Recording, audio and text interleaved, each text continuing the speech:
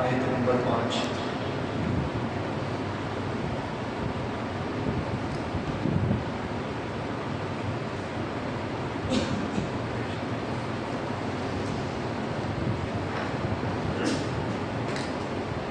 آیت نمبر 5.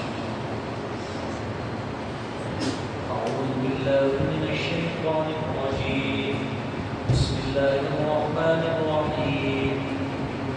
إنا سنلقي عليك قولا ثقيلا إن ناشئة الليل هي أشد وطئا وأقوم قيلا إن لك في النهار سبحا طويلا واذكر اسم ربك وتوكل إليه تبتيلا رب المشرق والمغرب لا إله إلا هو فاتخذه وكيلا واصبر على ما يقولون واهجرهم هجرا جميلا وذرني والمكذبين أولي النعمة ومهلهم قليلا إن لدينا أنكالا وجحيما وطعاما ذا غصة وعذابا أليما يوم ترجف الأرض والجبال وكانت الجبال كثيبا مهيلا صدق الله العظيم.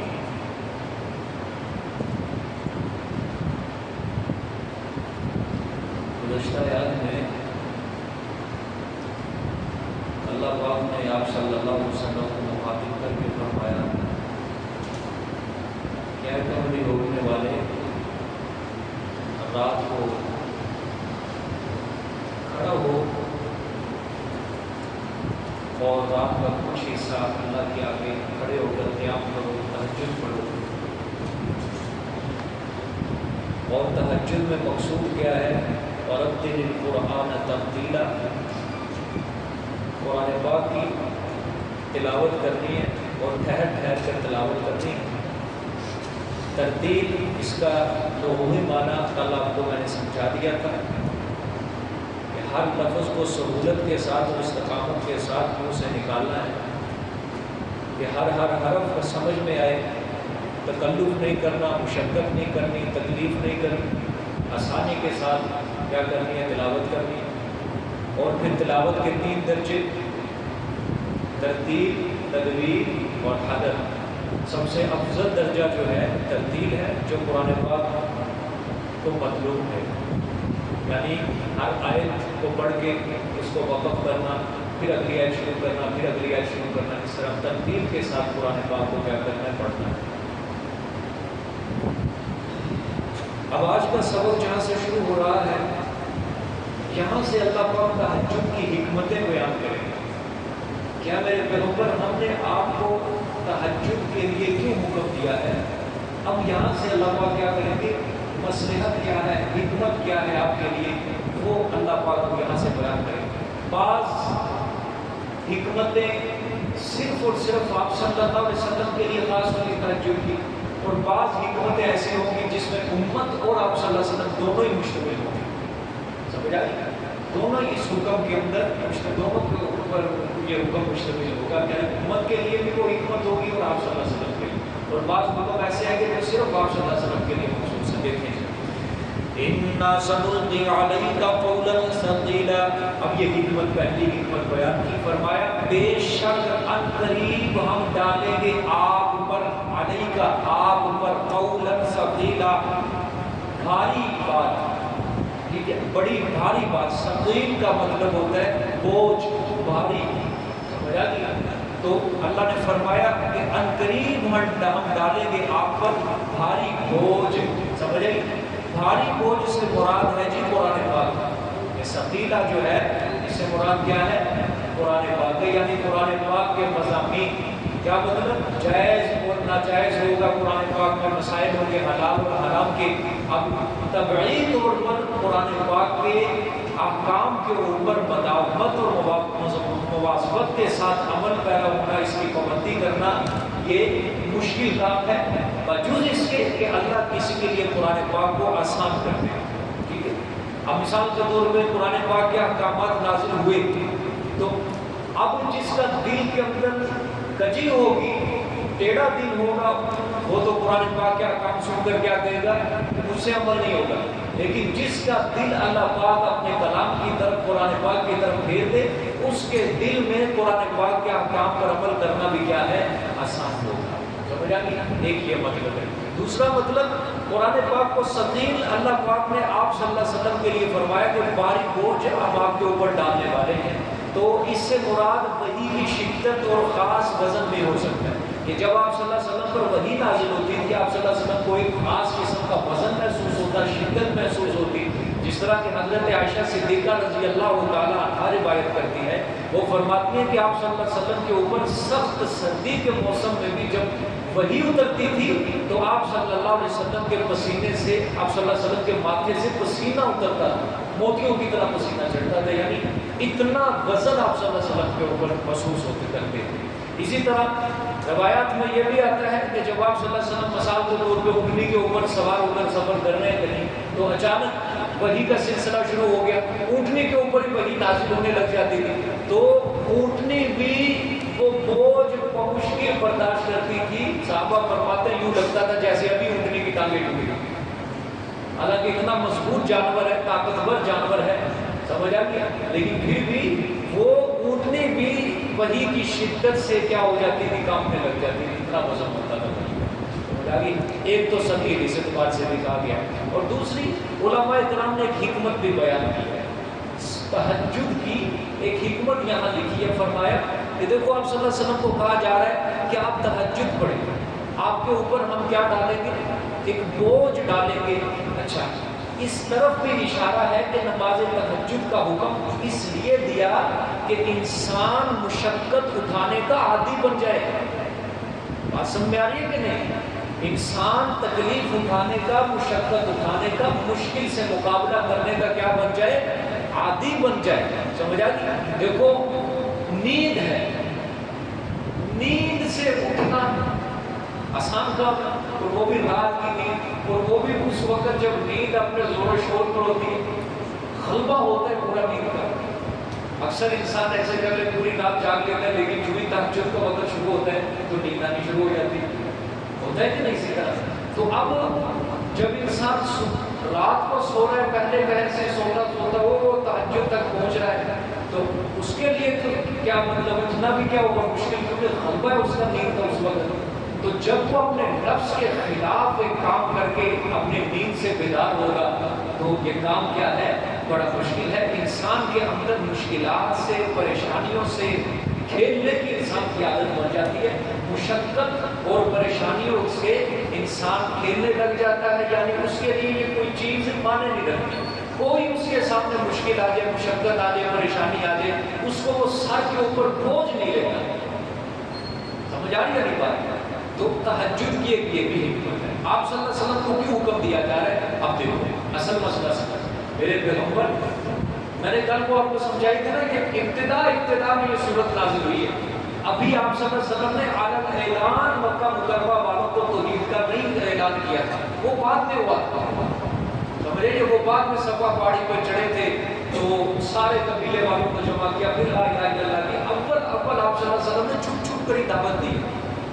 لیکن جب یہ آیت اتری تھی نا وَأَنذِرْ عَشِيرَتَكَ الْأَقْرَبِينَ کہ میرے پیغمبر ڈرا دو اپنے قریبی رشتہ داروں کو، پھر آپ صفا پہاڑی پہ چڑھے، پھر آپ نے سب قبیلے والوں کو بلا کے اعلان اعلان دعوت دی.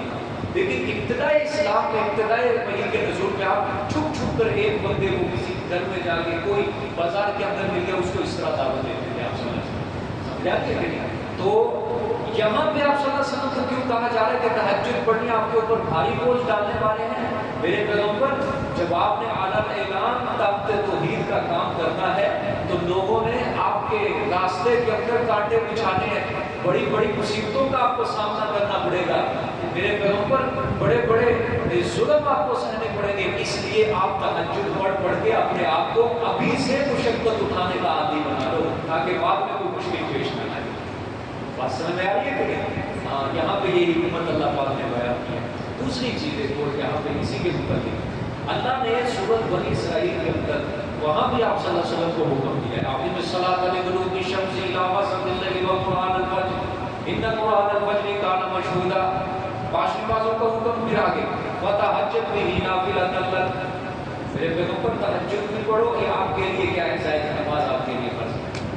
اچھا، آگے اللہ پاک نے تہجد کے انعام آپ صلی اللہ علیہ وسلم کو گنوائے. تہجد پڑھنے کے انعام فرمایا، تہجد پڑھو، یہ ظاہر نماز آپ کے لیے، فائدہ کیا ہوگا؟ عسیٰ ان یبعثک ربک مقاما محمودا، تہجد کی برکت سے اللہ آپ کو مقام محمود پر کھڑا کرے گا۔ پھر تہجد کی برکت سے وقل رب ادخلنی مدخل صدق واخرجنی مخرج صدق واجعل لي من لدنك سلطانا نصيرا، آپ کو ہر مشکل سے نکالے گا، آپ کے رستے کے اندر ہر آسانی والا رستہ اللہ آپ کو فراہم کرے گا۔ پھر فرمایا وقل جعل الحق وزهق الباطل ان الباطل كان زهوقا، میرے پیغمبر تہجد پڑھ میں تیرا مشن پوری دنیا کے اندر پھیلا دے گا۔ یہ تہجد کی حکمت ہے، تھک آ گیا باطل مٹ جائے گا، یہ صرف تہجد کی وجہ سے۔ اور پھر وَنُنَزِّلُ مِنَ الْقُرْآنِ مَا هُوَ شِفَاءٌ وَرَحْمَةٌ لِّلْمُؤْمِنِينَ، اور میرے پیغمبر جو ہم قرآن آپ کے اوپر نازل کریں گے یہ کوئی ایسی ویسی کتاب نہیں ہے، مومنین کے دلوں کے لیے رحمت و شفا ہوگا۔ سمجھ آ گیا؟ وہاں تہجد کی یہ حکمتیں بیان ہوئی، یہاں بھی وہی حکمت، اِنَّا سَنُلْقِي عَلَيْكَ قَوْلًا ثَقِيلًا، بھاری بوجھ ڈالنے والے ہیں آپ کے اوپر، تیار رہیں تہجد پڑھیں۔ اس لیے تہجد پڑھنے کی عادت بنانی چاہیے انسان۔ جو لوگ تہجد نہیں نہ پڑھتے وہ بزدل ہوتے ہیں، یاد کر لو میری بات، کمزور ہوتے ہیں دل کے، اپنے آپ کو جتنا مرضی پہلوان سمجھیں لیکن کمزور ہے، مشکل آ جائے نا ان کے سامنے۔ اب دیکھو بڑے سے بڑا کوئی پہلوان بھی ہو نا، پہلوان ہو، وہ کھاڑے کے اندر وہ صرف پہلوان یاد رکھنا، اگر اس کے سامنے کوئی اس کے بدے مقابل آ جائے وہ صرف وہاں تک پہلوان ہے، باقی زندگی میں اور مشکلات نہیں ہے کیا کہ خالی ہے ساری زندگی؟ انسان کی شادی ہو جاتی ہے اس کے بعد کتنی مشکلات پڑتی ہیں، وہاں کیا اس کی پہلوانی کام آئے گی؟ بولو۔ اس کے بعد اولاد ہے، 2 بچے ہو گئے، 3 بچے ہو گئے، 4 بچے ہو گئے، وہاں کیا اس کی پہلوانی کام آئے گی؟ وہاں یہ دل کا ساتھ ہے، اس کا دل مضبوط ہونا چاہیے۔ بات سمجھ رہے ہو کہ نہیں سمجھ رہے؟ ہاں، تو بچے ہیں، پھر اس کے بعد ایسا وقت انسان کے اوپر آتا ہے 40 سال کے بعد جو عمر ہے یہ تو انسان کو بتا دیتی ہے مگر یہ ایسا دورانیہ ہے کہ ادھر سے اولاد جوان ہو رہی ہے، اولاد کی تعلیم و تربیت اس وقت ضروری ہے، 17-18 سال کی عمر میں اس کے بچے پہنچ رہے ہیں، اور ادھر سے اس کا کیا شروع ہو رہا ہے؟ بڑھاپا شروع ہو رہا ہے، ادھر سے اس کی ہڈیاں جواب دے رہی ہیں، ادھر سے اولاد کی تعلیم و تربیت بہت ضروری ہے۔ یہ ایسی زندگی کا یہ ایسا حصہ ہے جس میں انسان بہت مشکل سے ہی یہ ایسے اس حصے کو سر کرتا ہے،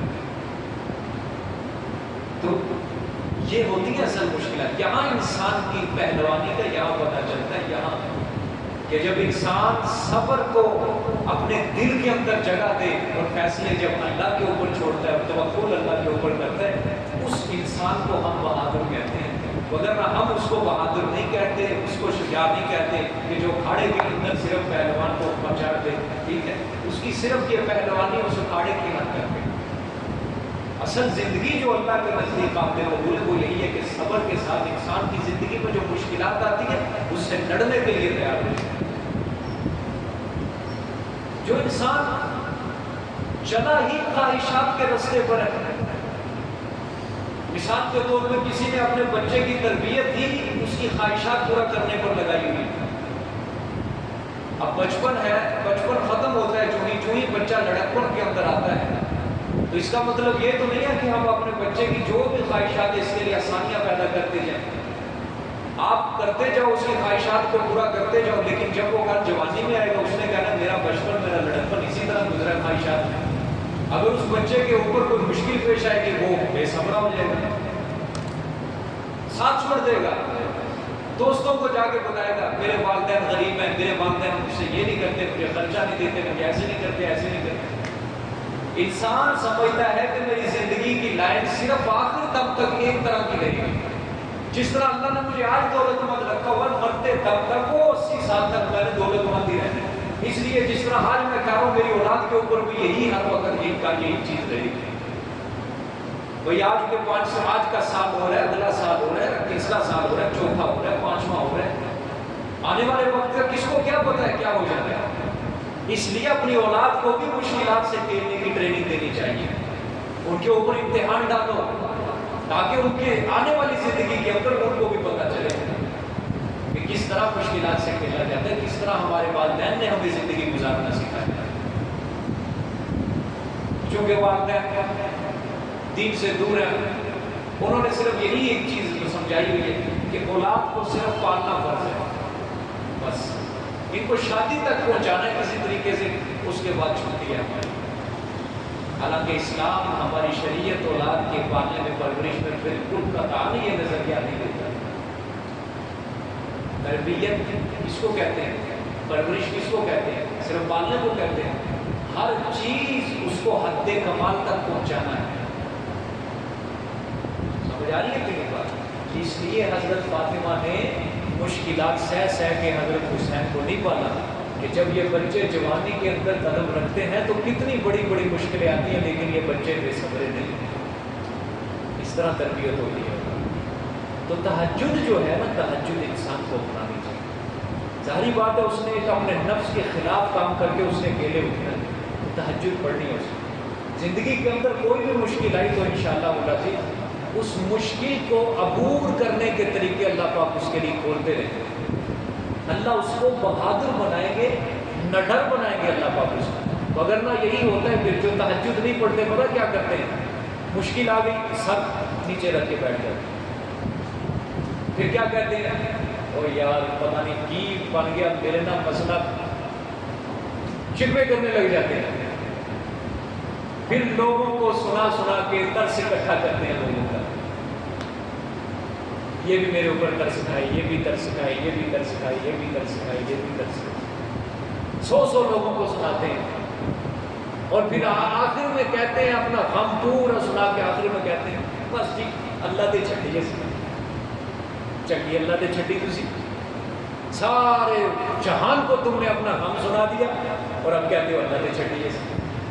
اللہ پہ اگر چھوڑنی ہے تو پھر اس طرح کرو، آپ اپنے غم کا اظہار مخلوق کو نہ کرو بلکہ آپ اپنے غم کا اظہار خالق کے سامنے کرو۔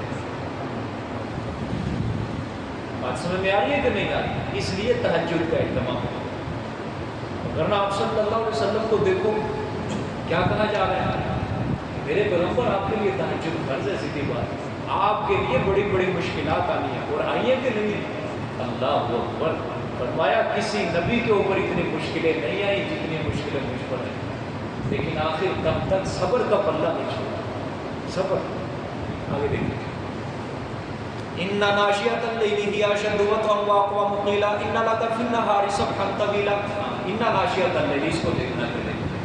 دوسری حکمت ہے، بے شک ناشئۃ اللیل، اوقات رات کے، ناشئۃ کا معنی آپ کے نسخے میں لکھا ہوگا اٹھنا، اٹھنا، ہاں میں اوقات کر رہا ہوں، بے شک اٹھنا رات کا، ہی اشد وطئا، ہی اشد وطئا زیادہ سخت ہے، ہی اشد وہ زیادہ سخت ہے، وطئا عضو موافقت کے، یا دوسرا معنی عضو روندنے کے، ہاں وطئا زیادہ، دو ترجمے ہیں جی اس کے، دو طرح کی تفسیریں کی ہیں مفسرین نے اس کی۔ ہی اشد وطئا، وطئا کا معنی وہ زیادہ سخت ہے عضو موافقت کے، یا دوسرا معنی وہ زیادہ سخت ہے نفس کو روکنے کے، سمجھ آ گیا؟ ہاں، وَأَقْوَمُ قِيلًا، اور سیدھی نکلتی ہے بات، کیا سیدھی نکلتی ہے بات۔ اب یہ بات سمجھنی ہے جی، یہ بھی دوسری حکمت بیان کی ہے۔ دیکھو یہ ناشئۃ اللیل ہے نا جو، اس کو پہلے سمجھنا ہے، غور سے توجہ میری طرف جا کے، یہ ناشئۃ اللیل یہ علت ہے، وہ پیچھے آیت نمبر 2 میں قم اللیل، میرے پیغمبر رات کو اٹھنا ہے، وجہ اس کی کیا ہے، ان ناشئۃ اللیل، بے شک رات کا اٹھنا، رات کو کیا کرنا ہے، نیند سے اٹھنا ہے، مطلب اب کیا ہے، حضرت عائشہ صدیقہ رضی اللہ تعالیٰ عنہ نے فرمایا ہے سونے کے بعد رات کی نماز کے لیے اٹھنا افضل ہے۔ ناشئۃ اللیل ہے نا رات کا اٹھنا، رات کا اٹھنا، ٹھیک ہے، سونے کے بعد رات کی نماز کے لیے اٹھنا کیا ہے، افضل ہے۔ یاد کر لو یہ بات، پھر میں دہرانے لگا، رات کو سونے کے بعد رات کی نماز کے لیے اٹھنا کیا ہے؟ بولو، افضل ہے۔ ٹھیک ہے، اسی لیے آپ صلی اللہ علیہ وسلم، صحابہ اور تابعین کا یہی معمول رہا ہے کہ وہ رات کو کچھ دیر سوتے تھے اور سو کر پھر تہجد کی نماز پڑھتے تھے۔ ہمارے لوگ بہت زیادہ یہ مسئلے کا شکار ہیں، پوچھتے ہیں آگے۔ اب دیکھو، ہم جب اصطلاحات کو نہیں نہ سمجھتے تب جائز ناجائز کا مسئلہ بن جاتا ہے۔ ہمارے مثلا رمضان کے اندر بڑا یہ مسئلہ ہوتا ہے کہ رات کو جی سو کر تہجد پڑھنی چاہیے، اس طرح نہیں پڑھنی چاہیے۔ اب دیکھو، اس طرح نہیں پڑھنی چاہیے، اس سے کیا مسئلہ نکل رہا ہے؟ جائز ناجائز کا مسئلہ نکل رہا ہے۔ حالانکہ میں نے آپ کو کیا کہا؟ بولو، افضل۔ اصطلاحات کو جب تک نہیں نہ سمجھو گے سارے شریعت کے مسائل کا بیڑا غرق ہو جائے۔ بھئی حلال حرام اور ہوتا ہے، جائز ناجائز اور ہوتا ہے، مستحب اور ہوتا ہے، مکروہ اور ہوتا ہے۔ پھر مکروہ کی قسمیں، مکروہ تحریمی، مکروہ تنزیہی، مستحب۔ ٹھیک ہے، سنت کیا ہے؟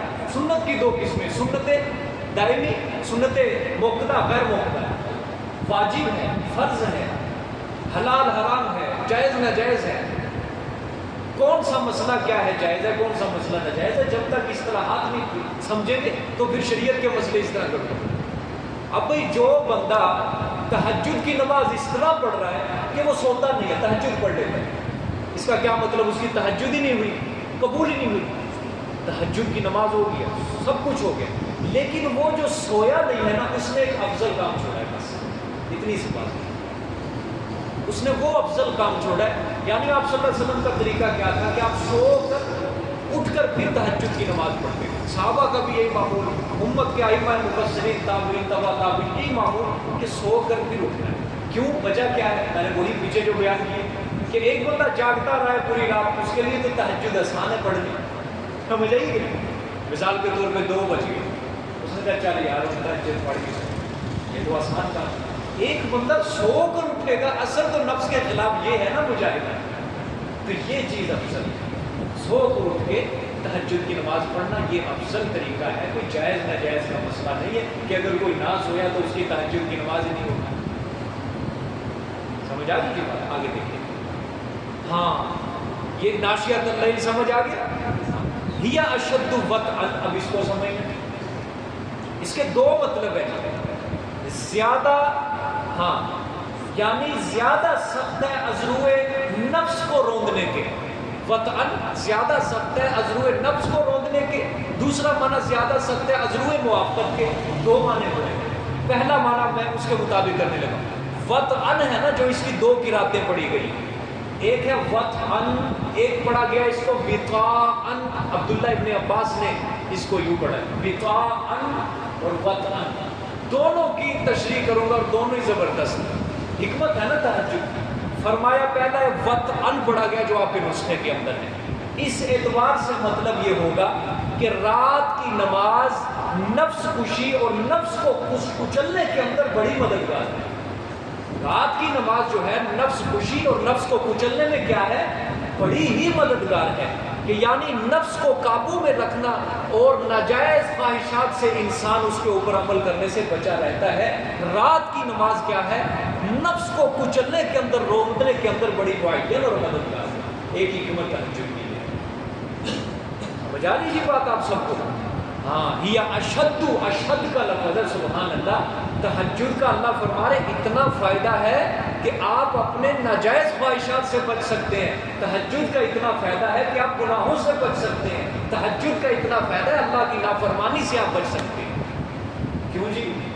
حدیث ہے کہ نہیں کہ تہجد کے وقت رات کے آخری پہر اللہ کی رحمت جو ہوتی ہے آخری آسمان پر آ کے ندا دیتی ہے، حل من مستغفرین، حل من مسترزقین، ہے کوئی مغفرت طلب کرنے والا، ہے کوئی رزق طلب کرنے والا؟ تو مغفرت طلب کرنے والا ہے۔ جب کوئی بندہ تہجد پڑھے گا تو اللہ سے کیا طلب کر رہا ہے؟ مغفرت طلب کر رہا ہے، اور جس کے اوپر مغفرت ہوگی اللہ کی، اس کے اوپر رحمت بھی ہوگی اللہ کی، تو وہ گناہوں سے بھی بچے گا، اللہ کی نافرمانی سے بھی بچے گا۔ تو یہ ہی اشد وطئا، زیادہ سخت ہے نفس کو روندنے کے، کیونکہ نفس ہی انسان کا ایسی چیز ہے کہ یہی شیطان اس کا سہارا لیتا ہے اور انسان سے کیا کرواتا ہے؟ گناہ کرواتا ہے۔ حدیث ہے رمضان میں شیطان کو کیا کر دیا جاتا ہے؟ باندھ دیا جاتا ہے، اور پھر کیا رہ جاتا ہے؟ انسان کا نفس رہ جاتا ہے، اور انسان کے نفس سے بڑا شیطان اور کوئی نہیں۔ اب دیکھیں آپ لوگ روزہ رکھے ہوتے ہیں پھر بھی گانے سنتے ہیں، روزہ رکھے ہوئے میوزک سن رہے ہیں، روزہ رکھے ہوئے گناہ کے اندر ملوث ہے، وجہ کیا ہے؟ اب اس کا نفس رہ گیا، اب اس کا نفس رہ گیا۔ اور روزہ کیوں اللہ نے فرض کیا؟ کہ روزہ بھی نفس کو کیا کرتا ہے؟ مارتا ہے، کچلتا ہے، رون دیتا ہے۔ چنانچہ آپ نے اپنی زندگی کے اندر جب رمضان المبارک آتے ہیں، آپ ذرا غور کریں، دیکھو بھی گناہ تو ہر شخص کرتا ہے، نبی کوئی نہیں، اپنے آپ کو کوئی معصوم عن خطا نہ سمجھے، ٹھیک ہے؟ وہ صرف انبیاء کے ساتھ، ہر بندہ کے ساتھ گناہ چل رہا ہے۔ عام دنوں کے اندر گناہ زیادہ ہوتے ہیں، لیکن رمضان میں روزوں کی برکت سے گناہ کیا ہو جاتے ہیں؟ وجہ کیا ہے؟ روزے کی برکت سے۔ تو تہجد کے اندر بھی جب انسان اپنے نفس کے خلاف مجاہدہ کرے گا تو گناہ سے کیا ہوگا؟ بچے گا، اور اللہ کی بڑی مدد آئے گی۔ اور علماء نے لکھا ہے کہ جو انسان تہجد پڑھتا ہے، اللہ اس کے چہرے کے اوپر ایک خاص قسم کا نور ظاہر کر دیتے ہیں، خاص قسم کا نور ظاہر ہوتا ہے جو تہجد کا پابند ہوتا ہے۔ اس کے چہرے میں کشش ہوتی ہے کہ انسان اس کی کشش کی طرف کھینچتا ہے جو تہجد کا عادی ہوتا ہے، لیکن وہ تہجد کی وجہ سے خاص قسم کا نور ملتا ہے۔ بس سمجھ آ گئی ہے کہ اب ظاہری بات ہے جو تہجد کے اندر پڑھے گا، تہجد کو پڑھے گا، 5 نمازوں کے اندر بھی وہ خشوع و خضوع کے ساتھ اس کو بھی پڑھے گا۔ دیکھو مسئلہ سمجھو، فرض نمازیں جو ہیں وہ تو پڑھنی پڑنی ہے، کیا خیال ہے جی؟ جو نہیں پڑھے گا اللہ کا ڈنڈا پھر تیار ہے اس کے سر میں بچنے کے لیے، وہ پڑھنی ہے، وہ تو فرض ہے، ہر کسی کے ذمہ اللہ نے لگایا۔ محبت کا پتہ تو جب تب چلتا ہے کہ جب انسان اپنی خوشی سے اللہ کو سجدہ ہے، یہی پتہ چلتا ہے۔ پتہ تو جب تب چلتا ہے نا جب انسان خوشی سے کیا کرے؟ اللہ کو سجدہ ہے۔ مثال کے طور پر بچہ ہے، ماں باپ ٹائم فکس کر دیتے ہیں، صبح اسکول میں 1:30 بجے واپس آنا، پڑھائی کرنا ہے، گھر میں آنا ہے، کھانا شانا کھانا ہے، اس کے بعد اکیڈمی چلے جانا ہے، 5 بجے واپس آنا ہے۔ اچھا، اس کے لیے فکس ہے۔ اب ماں باپ کچھ نہ کچھ خوش رہتے ہیں کہ چلو یار وقت دے رہے ہیں، اسکول جا رہے ہیں ٹائم سے جا رہے ہیں، اور اکیڈمی جا رہے ہیں ٹائم سے جا رہے ہیں، واپس آ رہے ہیں۔ لیکن اگر بچہ اس زائد ٹائم کے اندر اکیڈمی اور اسکول سے علاوہ بچہ مسئلہ کھول کے پڑھے گا تو والدین اس پہ اور زیادہ خوش ہوتے ہیں، اور زیادہ محبت کی نگاہ سے دیکھتے ہیں۔ وجہ کہ ہمارے بچے نے زائد ٹائم کے اندر بھی محنت کر رہا ہے، پڑھائی کر رہا ہے، کیوں؟ کامیاب ہونے کے لیے، کامیاب ہونے کے لیے بچہ کیا کر رہا ہے؟ محنت کر رہا ہے۔ تو اس وجہ سے جو مومن، ایک تو اللہ کی طرف سے نمازیں کیا ہے؟ فرض ہے، لیکن مومن اپنے اعلیٰ درجات حاصل کرنے کے لیے تہجد بھی پڑھے گا تو اللہ پاک اس سے اور زیادہ خوش ہوتے ہیں، اللہ کی دربار میں وہ بندہ اور زیادہ قابل قبول ہوتا ہے۔ بات سمجھ رہے ہو کہ نہیں سمجھ رہے ہو؟ یہ ایک معنی ہے کہ روندتا ہے یہ نفس۔ دوسرا یہ اشد وطئن کے عزو موافقت کے، رات کا اٹھنا تہجد کے لیے یہ زیادہ سخت ہے عزو موافقت کے۔ مطلب موافقت کیا ہے؟ دل، زبان، کان، ان 3 چیزوں میں موافقت ہو جاتی ہے۔ دل، زبان اور کان، ان 3 چیزوں میں کیا ہو جاتی ہے جی؟ موافقت ہو جاتی ہے، برابر ہو جاتے ہیں۔ سمجھ آئیے؟ آئمہ تفسیر میں سے حضرت عبداللہ ابن عباس رضی اللہ تعالیٰ عنہما نے یہی معنی کیا ہے یا اشد وطئن کہ دل، دماغ اور زبان کیا ہو جاتے ہیں؟ موافقت پکڑ جاتے ہیں۔ مطلب کیا ہے؟ ظہر کی نماز پڑھیں، عشاء کی نماز ہم پڑھ رہے تھے، باہر سے گاڑیاں نکل رہی ہیں، آ رہی ہیں، جا رہی ہیں، ٹھیک ہے، گھنٹی بج رہی ہے، شور ہے، خوش و خضو انسان کا وہ نہیں رہتا، ٹھیک ہو گیا؟ دل کہیں اور چلا جاتا ہے، کان کہیں اور ہو جاتے ہیں، زبان سے انسان کچھ اور پڑھ رہا ہوتا ہے، موافقت نہیں ہے۔ لیکن تہجد ایک ایسا وقت ہے کہ شور و غل بھی نہیں ہے، کچھ نہیں، سناٹا ہے، ہر طرف ایک سنسان علاقہ بنا ہوا ہے، کوئی آواز نہیں۔ تو جب انسان تہجد پڑھتا ہے، رکوع میں جا کے کہتا ہے سبحان ربی العظیم، اللہ پاک ہے بلند و بالا عصمتوں والا۔ اب وہ جو زبان سے کہہ رہے ہیں، دل سے سمجھ بھی رہے ہیں، اس کے کان بھی اس کی آواز کو سنتے ہیں کہ میں اپنے رب کی کیا کر رہا ہوں۔ تو اس طرح کان، زبان اور دل کے اندر کیا ہو جاتی ہے، موافقت ہو جاتی ہے کہ میں اپنے خدا سے کیا کر رہا ہوں، مناجات کر رہا ہوں، باتیں کر رہا ہوں۔ سمجھ آ رہی ہے کہ نہیں؟ اور واقعتاً اللہ پاک نے تہجد کی نماز کے اندر یہ ایک کشش رکھی ہے، ایک چیز رکھی ہے کہ جب انسان تہجد کی نماز پڑھتے ایک خاص قسم کی کیفیت اس کے دل پر طاری ہو جاتی ہے، خاص قسم کی کیفیت۔ سمجھ آ رہی ہے کہ نہیں؟ آگے دیکھیے، وَأَقْوَمُ قِيلًا، اور سیدھی نکلتی ہے بات۔ اب وہی چیز جب زبان سے انسان بات کرتا ہے نا تو سیدھی بات نکلتی ہے، یعنی صاف ستھری، وہ کانوں سے اس آواز کو سن رہا ہوتا ہے۔ عام نمازوں کے اندر جب انسان پڑھتا ہے تو منہ سے پڑھ تو رہا ہوتا ہے لیکن کان نہیں سنتے۔ اب اس کو یہ نہیں پتا کہ میں کیا پڑھ رہا ہوں، کیا نہیں پڑھ رہا، لیکن اس کو اتنا یقین ہوتا ہے کہ میری زبان سے جو لفظ نکل رہا ہے صحیح نہیں کر رہا، کہ کان نہیں سنتے۔ لیکن تہجد کے وقت جو وہ پڑھتا ہے اس کے کان سنتے، سیدھی بات نکلتی ہے، سمجھ سوچ کے وہ جملہ نکالتا ہے۔ آگے دیکھیں، إِنَّ لَكَ فِي النَّهَارِ سَبْحًا طَوِيلًا، بے شک آپ کے لیے فی النہار سبحًا طویلا، دن میں سبحًا شغل ہوتا ہے، طویلا لمبا، بے شک آپ کے لیے دن میں شغل ہوتا ہے لمبا۔ طویل کا مطلب کیا ہوتا ہے، اور سبحًا کا مطلب شغل لکھا ہوا ہے، ہاں، شمولیت، شغل، مشغول، جو بھی کہہ رہے ہیں، ٹھیک ہے۔ اب یہ بھی آپ صلی اللہ علیہ وسلم کے لیے حکمت بیان کی کہ میرے پیغمبر رات کو ہم نے تہجد کو کیوں آپ کے لیے مقرر کیا ہے۔ اچھا، صبا کا مطلب سمجھ لو، ساری بات ہی سمجھ آتی ہے۔ سبحًا جو نا سب، ہاں، اس سے مراد کیا ہے؟ اس سے مراد دن بھر کے تمام مشاغل مراد ہے، چاہے وہ دینی ہو چاہے وہ دنیاوی ہو۔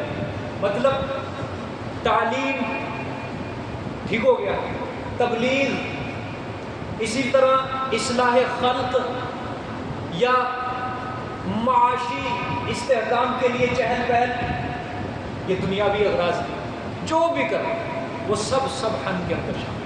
آپ صلی اللہ علیہ وسلم تبلیغ کر رہے ہیں، آپ صلی اللہ علیہ وسلم تعلیم دے رہے ہیں صحابہ کو، آپ صلی اللہ علیہ وسلم اصلاح خلق کے لیے نکلے ہوئے ہیں، اسی طرح آپ صلی اللہ علیہ وسلم اپنے معاشی استحکام کے لیے نکلے ہوئے ہیں، ٹھیک ہے، مزدوری وغیرہ، تجارت وغیرہ، یہ سب کیا ہے، سب پر۔ اب سمجھو بات، اصل مسئلہ ہے کیا؟ اللہ فرمانا چاہتے ہیں میرے پیغمبر رات کو تہجد پڑھنے کی حکمت یہ ہے کہ آپ دن کے اندر تو دوسرے مشاغل کے اندر ہی مصروف رہتے ہیں، تبلیغ کر لی، تعلیم، اصلاح خلق، کبھی کسی کو سمجھایا، کبھی کسی کو واضح نصیحت، اگرچہ ہے یہ بھی عبادتیں، تبلیغ عبادت ہے، دیکھو تعلیم کرنا عبادت، اصلاح خلق عبادت ہے، اپنے رزق کے لیے حلال رزق کے لیے نکلنا عبادت ہے، لیکن میرے محمد صلی اللہ علیہ وسلم ہمارے ساتھ یکسوئی وہ دن بھر میں ناممکن ہے، ہمارے ساتھ باتیں کرنا اکیلے میں وہ کیا ہے، ناممکن ہے۔ اس لیے دن کے اندر تو آپ کے لیے دوسرے شغل ہوتے ہیں، اس لیے رات کے وقت اکیلے اکیلے آپ ہم سے باتیں کیا کریں، یہ مطلب ہے کہ دن کے اندر آپ کیا ہوتے ہیں، مصروف ہوتے ہیں، مشغول ہوتے ہیں۔ اچھا بھی سیدھی بات بتانی ہے مجھے، آپ صلی اللہ علیہ وسلم دنیا کے اندر جو رہ کے گئے، زیادہ آپ صلی اللہ علیہ وسلم نے دین کا کام کیا یا دنیا کا کام کیا؟ بولو۔ اگر میں یوں کہوں کہ 100 میں سے 99% دین کا اور 1% دنیا کا، ٹھیک ہے، بالکل ٹھیک، لیکن تہجد پھر بھی کیا کہی جا رہی ہے، پڑھنی۔ آپ صلی اللہ علیہ وسلم سے زیادہ تبلیغ کسی نے کی ہے؟ تہجد پھر بھی کہا جا رہا ہے۔ آپ صلی اللہ علیہ وسلم سے زیادہ قرآن کسی نے پڑھا ہوگا، زیادہ اخلاص کے ساتھ کسی نے پڑھا ہوگا، تہجد پھر بھی کہا جا رہا ہے۔ بتائیے کہ نہیں، یہ میں اس لیے کہہ رہا ہوں، آج کل کچھ علماء ساڈا تے روز صبح تو لے کے شام تک اس نے پڑھا دی دی نا، سانو تہجد دی کی لوڑ ہے، ساڈے تو پورا دن، اور پھر وہ عالم کا سونا بھی عبادت ہے، سمجھے ہی کہ کہتے ہیں عالم کو سونا بھی عبادت ہے، بے شک سونا عبادت ہے اس کا، ٹھیک، شیطان بڑا خوش ہوتا ہے کہ تو ستا رہ، تیری مہربانی، تو اٹھ گیا، تو میری ساری محنت کے اوپر پانی پھیرے۔ تو اس لیے آپ صلی اللہ علیہ وسلم سے بڑا تبلیغ کرنے والا کون ہو سکتا ہے؟ آپ صلی اللہ علیہ وسلم سے زیادہ مشغول عبادت کے اندر دن میں کون ہو سکتا ہے؟ کیا ذکر اذکار نہیں کرتے ہو کہ آپ صلی اللہ علیہ وسلم؟ اللہ اکبر، ہر وقت زبان سے، دل سے اور اعضائے جوارے سے ذکر ہو رہا ہے، لیکن تہجد پھر بھی کہا کہ دن کے اندر آپ مشغول ہوتے ہیں. سو اللہ اکبر، کیا اللہ پاک نے کلام کیا، دن کے اندر آپ مشغول ہوتے ہیں. وہ آپ صلی اللہ علیہ وسلم کون سا دنیا کا کام کرتے تھے؟ پھر بھی اللہ نے فرمایا سبحان طویلا، لمبا خوش آپ مشغول ہوتے ہیں. لیکن ہمارے ساتھ یکسوئی وہ نہیں ہوتی، ہمارے ساتھ باتیں تنہائی میں وہ نہیں ہوتی. وہ اپنے رات کو ہمارے ساتھ اکیلے میں باتیں کرنی ہے. سبحان اللہ، محبت برا کلام اللہ پاک نے فرمایا. یہاں سے علماء نے مسئلہ نکالا، فقہاء کرام، کیونکہ فقہاء کی ذمہ داری ہوتی ہے مسئلہ نکالنا، محدثین کی ذمہ داری نہیں ہوتی مسئلہ نکالنا. محدثین نے حدیث کے اوپر جرا کرنی ہوتی ہے. سمجھ آئیے، فقہاء کا مسئلہ کام ہوتا ہے کہ احادیث اور قرآن کی آیات سے وہ مسئلہ نکالنا. اب سنو، فقہاء کہتے ہیں کہ جو علماء مشائخ تعلیم و تربیت اور اصلاح خلق کی خدمتوں میں دن بھر لگے ہوئے ہیں، یہ نہ سمجھے کہ ہماری یہ سارا دین کا کام ہو رہا ہے تہجد معاف ہے نا. رات کو ان کو بھی چاہیے وہ بھی تہجد پڑھیں، ان کو بھی چاہیے کہ وہ رات کو تہجد پڑھیں. یہ تو ہوگی ہمارے لیے جی کہ جو دن بھر اللہ کی تبلیغ کا کام سر انجام دینے تہجد ان کے اوپر. اب آتی ہے ماشاءاللہ آپ کی باری. اب آپ اپنا اندازہ لگاؤ آپ کے لیے کتنی ضروری ہے تہجد. بولو. ٹھیک ہے شریعت نے فرض نہیں قرار دی، لیکن اب اپنے عمل کے مطابق سمجھو کہ ہمارے اوپر واقعتاً تہجد فرض ہے. شریعت نے نہیں دی. کوئی چیز ایسی بھی ہوتی ہے کہ انسان اپنے لیے فرض قرار دے، جس طرح کوئی دوائی ہوتی ہے نا، یا جسمانی صحت کے لیے کوئی خوراک مضر ہے، انسان کہتے ہیں یہ کھانا میرے لیے حرام ہے، کھاؤں گا مر جاؤں گا. اس لیے انسان سمجھے کہ یار میں پورا دن دنیا کے کام میں پڑا ہوں، چلو 5 وقت کی نماز پڑھتا ٹھیک ہے، لیکن اگر میں نے تہجد بھی چھوڑ دیا میں ہلاک ہو جاؤں گا. یہ تو بڑی دور کی بات ہے. ایسے خناس مسلمان ہیں اب تو وہ صرف فرض نماز پڑھتے ہیں، بس 2 صبح کی نہیں پڑھتے، 4 ظہر کے، وہ بھی چکر اگر لگ گیا مسجد کے سامنے تو چلے یار اندر حاضری دو. اثر ہے مغرب فرض پڑھنے، فرض پڑھنے، سنتے کہ سنتوں کی طرف نہیں آنا ہوگا. اللہ نے دھکا ہی مارا ہوا ہے. علماء نے لکھا ہے جو بندہ سنت کا تارک ہوتا ہے، جو بندہ سنت چھوڑتا ہے اس کی قسمت مر جاتی ہے. انگلش میں کیا کہتے ہیں اس کو جی بھائی؟ بیڈ لک، مر جاتا ہے، مردار ہو جاتا ہے. زندگی کے ہر شعبے کے اندر اس کو ناکامی اٹھانی پڑتی ہے.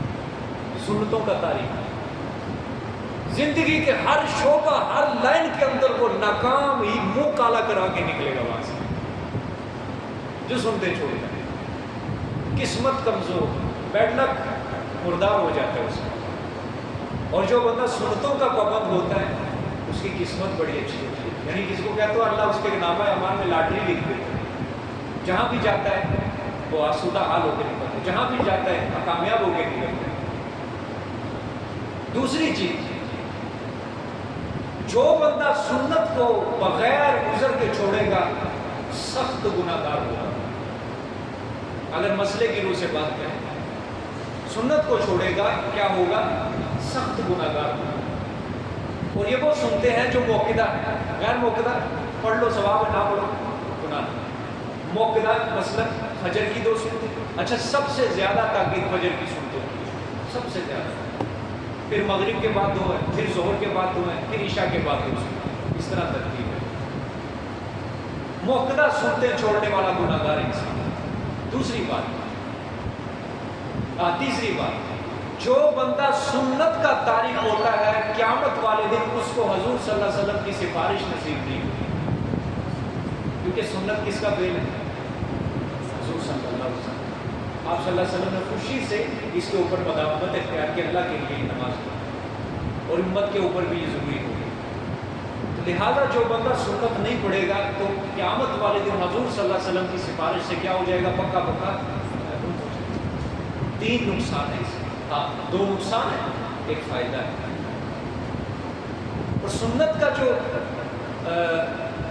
پابند ہوتا ہے اس کے فرض بھی کیا ہوتے ہیں؟ مضبوط ہوتے ہیں۔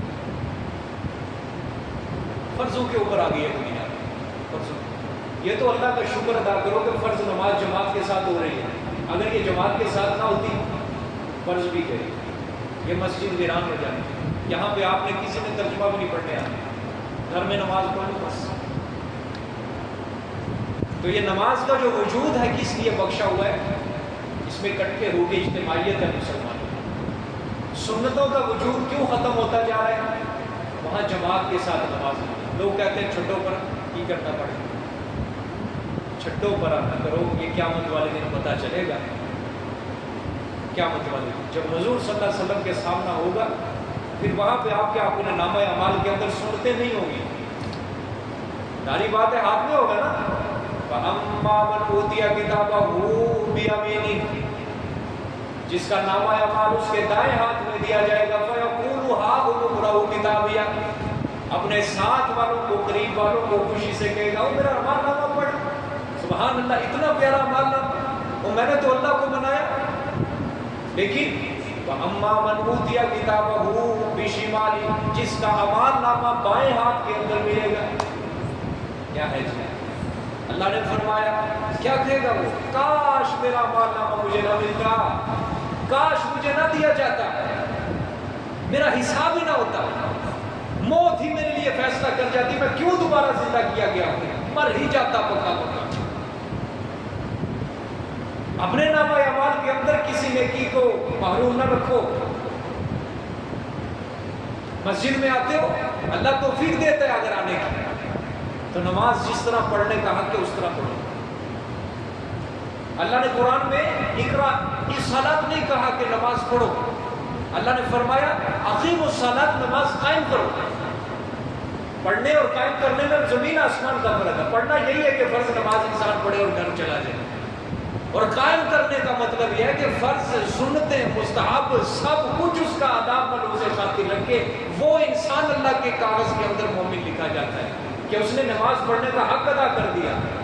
ہمارے والد صاحب کو معنی کرتے ہیں اقیم الصلاۃ کا، بڑا خوبصورت معنی کرتے ہیں، فرماتے ہیں کہ جس طرح ایک درخت ہوتا ہے، درخت وہ کھڑا ہو جاتا ہے، سرسبز و شاداب ہوتا ہے، پھل دے رہا ہے، لوگ استفادہ حاصل کر رہے ہیں، اور ایک درخت وہ ہے سوکھا کھڑا ہوا ہے، نہ وہ سایہ ہے، رکاوٹ بنا ہوا ہے لوگوں کے لیے، سایہ بھی نہیں دے رہا، پھل بھی نہیں دے رہا، نہ پتے ہیں نہ چھاؤں ہے۔ تو جو اقیم الصلاۃ اپنی نماز کو سنت، نوافل، مستحبات کا پورا لحاظ رکھ کے نماز کو قائم کرتا ہے، اللہ کے دربار میں یہ نماز اس طرح قائم اور کھڑی ہو جاتی ہے جس طرح ایک سرسبز و شاداب درخت کھڑا ہوا ہے۔ یہ ہے قائم کا مطلب، سمجھ رہے کہ نہیں سمجھ رہے؟ لیکن جو نماز یوں ہی بس سر سے اتارو اور فرض پورے کرو، بس سر سے بوجھ اتارو، اس کی نماز اس طرح جس طرح ایک خالی درخت کھڑا ہے، نہ چھاؤں ہے اور نہ پھل ہے، قیامت والے دن یہ نماز اس کے کوئی کام نہیں ہوگی، فائدہ نہیں ہے مسجد میں آنے کا۔ یہ آئے صاف دل لے کر آئے تو نماز کا پورا خیال، پورا خیال۔ لوگوں کو دکھانے کے لیے نماز پڑھنی، نماز کس کے لیے؟ خدا کے لیے۔ جس کے لیے نماز پڑھنی ہے وہ خدا تو دیکھ رہا ہے کہ نہیں دیکھ رہا؟ اللہ کے رسول نے فرمایا جس نے نماز کے ساتھ غداری کی، اس کے آداب کو ملحوظ نہ رکھا، جس نے نماز کا بیڑا غرق کیا تو پھر ایک بدبودار کپڑے میں لپیٹ کے اس کے منہ پہ مار دی جاتی، اور وہ نماز قیامت تک اس کے لیے بددعا کرتی ہے، جا بے ایمانہ، جس طرح تو نے مجھے برباد کیا اللہ تجھے بھی برباد کرے۔ جس کے لیے نماز پڑھنی ہے وہ دیکھ، مخلوق کا ڈر نہ رکھو دل کے اندر، فلانا کیا کہے گا، فلانا کیا کہے، فلانا کیا کہے، چھوڑو۔ مخلوق نے حساب نہیں لینا، حساب کس نے لینا؟ اللہ نے۔ تو میں کہہ رہا ہوں یہ تہجد تو دور کی بات لوگ سنتے ہیں، اس کی طرف نہیں۔ اس لیے آپ سے بھی میں گزارش کرتا ہوں، آپ سے، کیونکہ قرآن پاک تو آپ پڑھ رہے ہو ماشاءاللہ، پڑھ لیا ہے پورا، پیچھے تھوڑا سا رہ گیا، اب آپ بھی تہجد کا اہتمام کیا کہ یا اللہ پاک جو میں نے قرآن پاک پڑھ لیا اس کے اوپر عمل کی توفیق تو دے۔ علم بغیر عمل کے کیا ہے؟ ناکارہ ہے. کیا خیال ہے جی؟ اگر انسان علم سے اللہ کا قرب حاصل کر لے تو شیطان سب سے بڑا علم والا ہے. ناراض نہ ہونا، میری بات کو ذرا دل میں جگہ دو کھلے دماغ سے. اگر علم سے انسان اللہ کا قرب حاصل کر لے تو شیطان اللہ کا قرب حاصل کر لے. کیونکہ آپ کو تو صرف قرآن پاک کا پتہ ہے، اس کو تورات کا بھی پتہ ہے، اس کو انجیل کا بھی پتہ ہے، اس کو زبور اصلی کتابیں جو تھی اس کا پتہ ہے، صحف ابراہیم موسیٰ کا بھی پتہ ہے. اس نے آدم علیہ السلام سے آپ صلی اللہ علیہ وسلم تک سب نبیوں کی زیارت بھی کی ہے دیکھا بھی ہے. علم ہے اس کے پاس سب سے، لیکن خدا کا قرب نہیں. کیوں؟ عمل ایک رائی کے دانے کے برابر نہیں، عمل نہیں اس کا. زندگی عمل سے بنتی ہے، جنت بھی جہنم بھی. یہ خاکی اپنی فطرت میں نہ نوری ہے نہ ناری. عمل سے. اللہ سے دعا کرو تہجد کے اندر رو رو کے، یا اللہ پاک قرآن پاک میں پڑھ رہا ہوں، مجھے ابھی تک عمل کی توفیق کیوں نہیں مل رہی؟ کیا میں آپ کے دربار میں قابل قبول نہیں ابھی تک؟ کیا میں مقبول نہیں ہوا؟ بات سمجھ میں آ رہی ہے کہ نہیں؟ سوچو، اپنا محاسبہ کرو کہ الحمد کی الف لام سے برداشت کی سین تک ہم قرآن تو پڑھتے جا رہے ہیں اور 29 پارے پورے ہونے کو ہے، لیکن عمل نہیں آ رہا. مولا کیا تو خوش بھی ہے یا نہیں مجھ سے؟ کیونکہ جب عمل آئے گا انسان کے اندر تو پھر ہی اللہ پاک کی رضا حاصل ہو سکتی ہے نا. اس کے بغیر تو نہیں ہو سکتی. بغیر عمل کے تو اللہ پاک نہیں خوش ہوں گے کہ تو میرا قرآن پڑھے. لیکن آپ کے اوپر چونکہ حجت ایک قائم ہونے کو پوری ہونے کو، سب سے پہلے میری بات یاد رکھ لو، اپنی نماز کو مضبوط کر لو. بس سب سے پہلا عمل آپ کے لیے، آپ اپنی نماز کو مضبوط کر لو. اگر نماز مضبوط نہیں، کوئی کام مضبوط نہیں رہے گا. سب کے سب اجڑ جائیں گے، سب ختم ہو جائیں گے. نماز اسلام کا پہلا رکن ہے. پہلا رکن اللہ اکبر. جبرائیل لے کے آئے نماز کا حکم جبرائیل علیہ السلام لے کے آئے. اللہ نے سارے حکم حج، زکات، صدقات، خیرات، جہاد، عمرہ، اس کے احکام، ساری شریعت اللہ پاک نے جبرائیل کے ذریعے آپ صلی اللہ علیہ وسلم تک پہنچائی کہ میرے پیغمبر اپنی امت کے اوپر اب یہ احکام لاگو کر دو، یہ لاگو کر دو، یہ لاگو کر دو. لیکن نماز جبرائیل کے ہاتھوں نہیں پہنچائی. اللہ نے بنفس نفیس آپ صلی اللہ علیہ وسلم کو عرش پہ بلایا اپنے پاس. وہاں نماز کا تحفہ عنایت فرمایا، وہاں 5 نمازیں دی. پھر آپ صلی اللہ علیہ وسلم اس کو نہیں کریں. تو اپنی نماز کو مضبوط کرو گے یا نہیں کرو گے؟ آواز کمزور ہے، کرو گے یا نہیں کرو گے مضبوط؟ انشاءاللہ وہ لذیذ. فرائض کا، سنتوں کا، نوافل کا مکمل اہتمام کرو گے یا نہیں کرو گے؟ نوافل نہیں، کم از کم سنتوں کا اہتمام کرنا ہے کہ نہیں کرنا پورا؟ انشاءاللہ. سمجھ آ گئی؟ تہجد کا بھی اہتمام کرو گے یا نہیں کرو گے؟ اس کے لیے صرف ارادہ مانگو، کیونکہ اللہ پاک نے عام امت کے لیے مستحب ہے. لیکن اگر اپنا محاسبہ کرے انسان، میں نے چونکہ جو بات کی ہے، پھر انسان کے لیے فرض ہے یہ فرض ہے کے مقابلے. آگے دیکھ لیں تھوڑا سا. وَاذْكُرِ اسْمَ رَبِّكَ وَتَبَتَّلْ إِلَيْهِ تَبْتِيلًا. بس جزاک اللہ، یہ کل پڑھیں گے انشاءاللہ. اللہ پر کی توفیق عطا فرمائے.